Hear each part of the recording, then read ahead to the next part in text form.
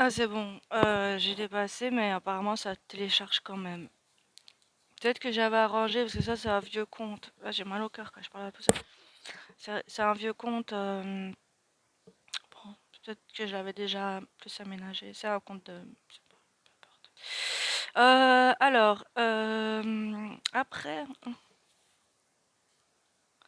Après, donc 2 jours après, je suis avec mon chien qui est derrière le miroir. Non, je m'emballe alors je vais aller vite et je peux pas aller vite. C'est le café. Bon,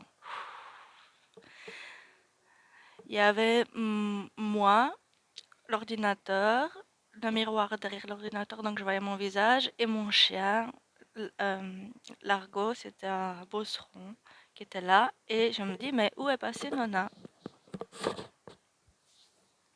Et en fait, à ce moment-là, j'ai ressenti une présence dans la pièce. Je pense que c'était ma grand-mère un peu perdue. Et là, j'ai reçu un choc à l'arrière de la tête, assez violent. Et voilà. Et alors après, pendant ce temps-là, je me suis remise dans le lit de ma sœur. J'ai prié pour qu'elle aille rejoindre la lumière et tout ça. Mais je pense qu'on est resté, enfin, je pense pas, c'est sûr, on est resté connectés. Et voilà. Là, ça allait encore, sauf que je commençais à avoir des visages bizarres la nuit et je dormais plus bien. Mais c'était que le début.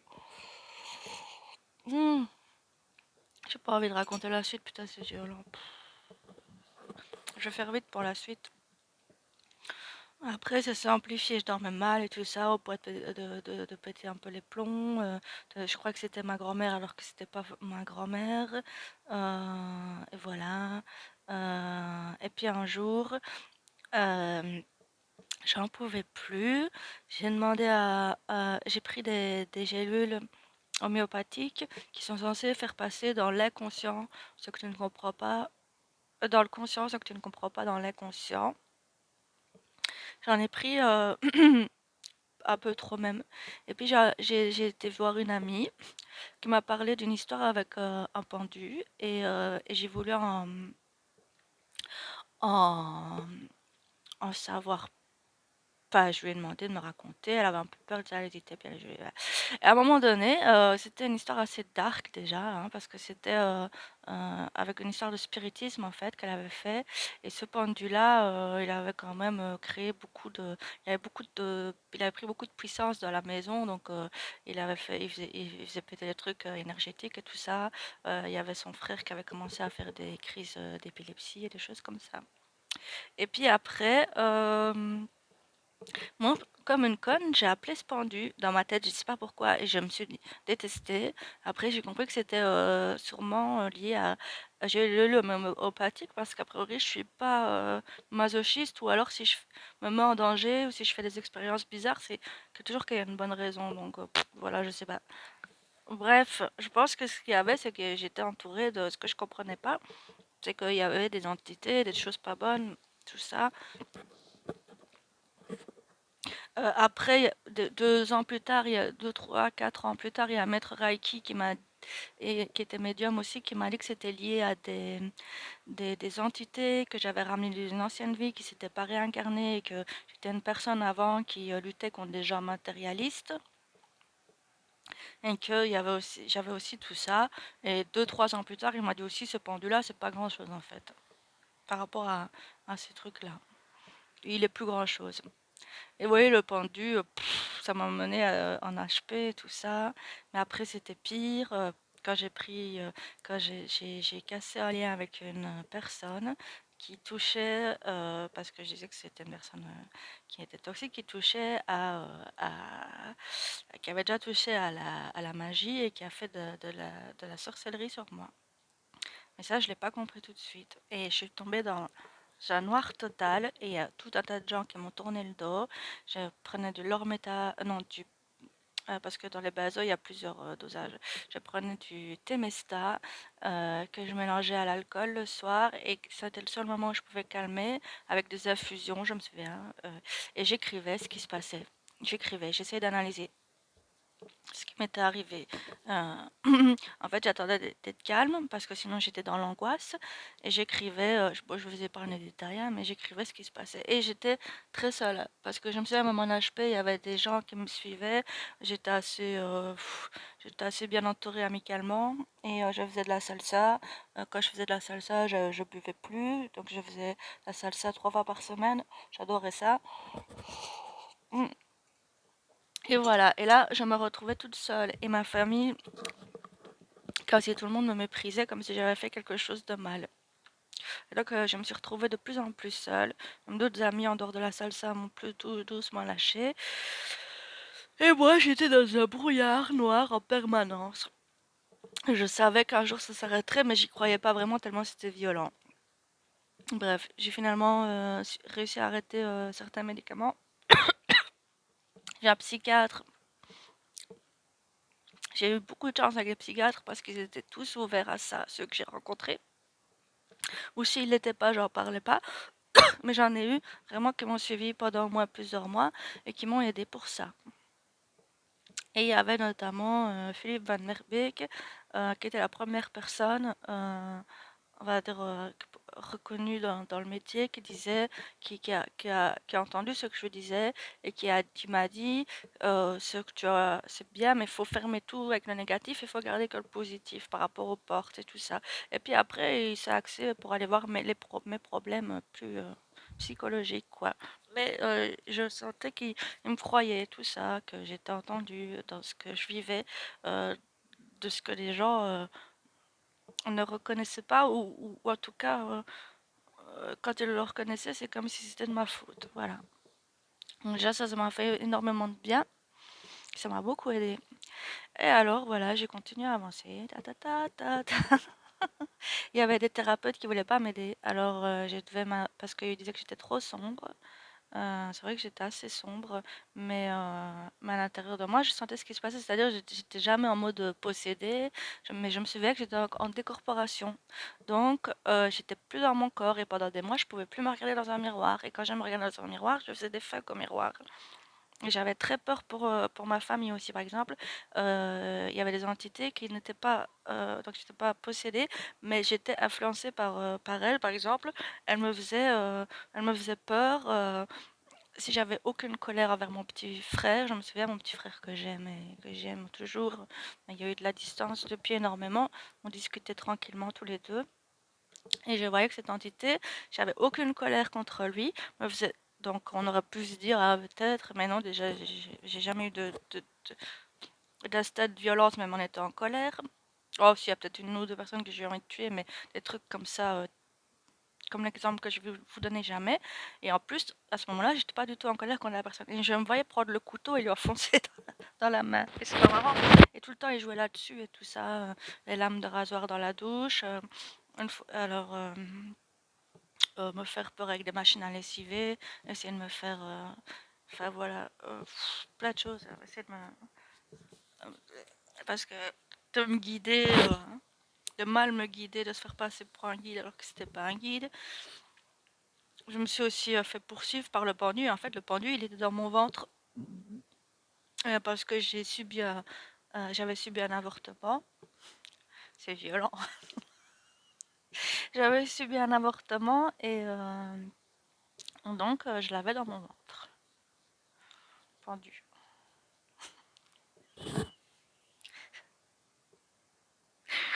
Et en fait, ça me faisait tellement peur de le sentir, cette force-là noire qui me suivait des fois, que hop, des fois c'est comme si je lâchais prise et pff, je sentais mon ventre qui gonflait légèrement.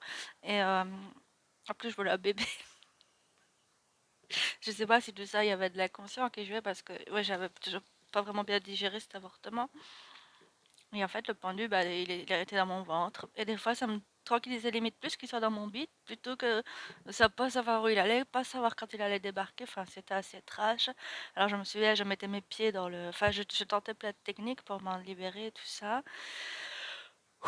Et puis, j'ai senti que je sentais que je le calmais en fait parce que je lui apportais de l'amour à ce pendu et j'essayais de le comprendre.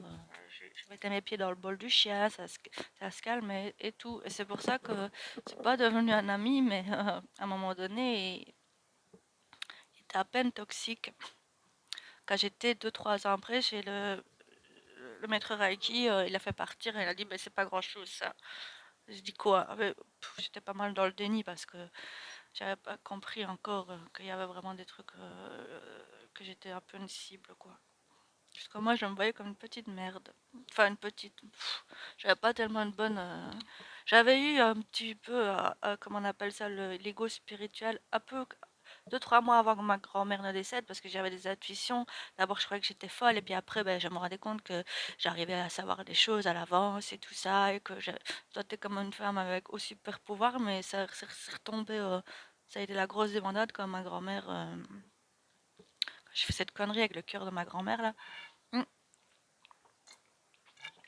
J'étais pas très en paix avec moi-même, donc m'imaginer comme quelqu'un qui était une cible pour le noir parce que j'avais un potentiel rôle, potentiel, un potentiel quoi, voilà. On va faire compliqué, bah, c'était un peu bizarre voilà, et toujours maintenant, à entendre. Et puis on ne me voyait pas du tout une belle image, voilà. Puis je faisais un peu n'importe quoi quand j'étais saoule quand même. Parce que les seuls moments où je lâchais prise, donc j'avais tout le temps peur d'être toxique pour les gens, donc je n'osais pas les prendre dans mes bras et tout ça. Et quand j'étais saoule, ben, deux, trois fois je sortais, j'étais, ben, je prenais les gens dans mes bras, enfin j'avais un tel amour qui sortait et tout ça. D'ailleurs, j'arrivais à ambiancer toute une salle et à aller embrasser plein de gens sur la bouche. Mais c'était comme ça, c'était en mode amical, quoi. C'était même des filles, je crois, c'était des filles. Et j'arrivais, ouais, j'avais une telle manque des gens que j'arrive à transmettre ça, sauf mes amis qui me regardaient d'un drôle d'air et qui s'éloignaient de moi. Et voilà. Alors, j'en étais où après? Ça, c'est des trucs dont j'ai pas parlé, peu parlé, et dont j'ai peur de parler parce que je me dis, j'ai peur qu'on me le prenne, mais je sens que je dois le dire, alors je le dis. Donc, au bout, ah oui, alors, à peu, attendez, que je me situe dans le temps. Quand j'ai commencé quelques mois après être sortie de HP avec les médicaments et tout ça, je crois que c'est quand on a déménagé, donc ouais, ça doit être 7 mois après, j'ai commencé à essayer des techniques. Alors,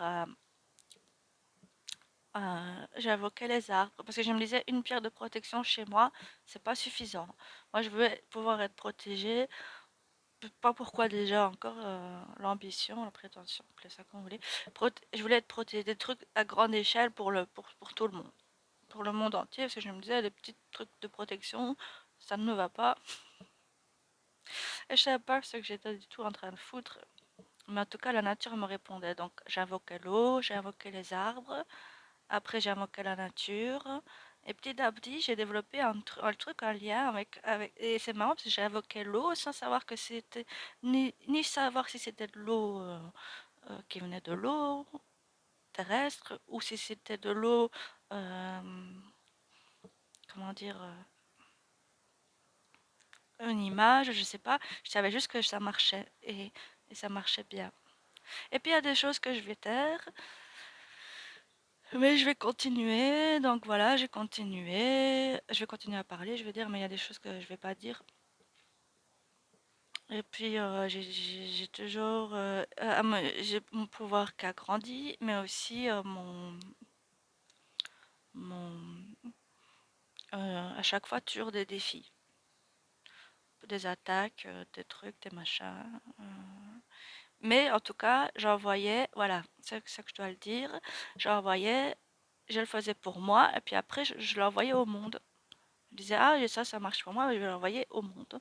Parce que je savais qu'on était tous relayés par la conscience, d'une manière ou d'une autre, ou qu'en tout cas, certaines âmes qui vibrent sur le même truc peuvent capter des choses de façon bah, énergétique. Donc, je sais pas si ça va dans le conscient ou l'inconscient, ça dépend. Mais voilà, j'allais faire. Voilà. Et en fait, j'ai jamais arrêté.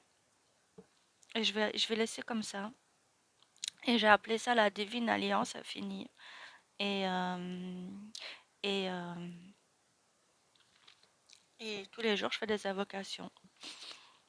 matin et soir, pour, à grande échelle. Et à petite échelle quand je sens que je dois aider des gens et toujours en demandant le libre, en respectant le libre arbitre. Mais pour moi, le divin, c'est la liberté et l'amour. Donc, il y a toujours le libre arbitre qui est compris dedans. Mais si des fois je sens que dans mon attention, c'est pas assez juste, eh ben, voilà. Et alors, j'ai fait des expériences, j'ai des trucs que j'ai senti que ça ne fonctionnait pas. Et puis, c'était pas aligné avec l'univers, avec le divin, avec moi. Et il y en a que j'ai gardé et que je continue. Et je voulais juste le dire. Voilà, c'est tout. Merci de m'avoir écouté. Bonne journée, au revoir. C'est tout? Ouais. J'aurais voulu parler d'autre chose, mais j'ai pas envie de me victimiser trop. Mais ça n'a pas toujours été facile et je voudrais bien que les gens notamment qui me jugent ou quoi, comprennent que des fois c'était super trash. Donc, mais voilà, mais comme je veux pas l'envoyer aux gens qui m'emmerdent, bah ça sert à rien que je m'adresse à eux. Donc voilà. Mais ouais, juste un petit truc. Non, je le dis pas. C'est bon comme ça, allez, c'est bon, merde. Merci de m'avoir écouté.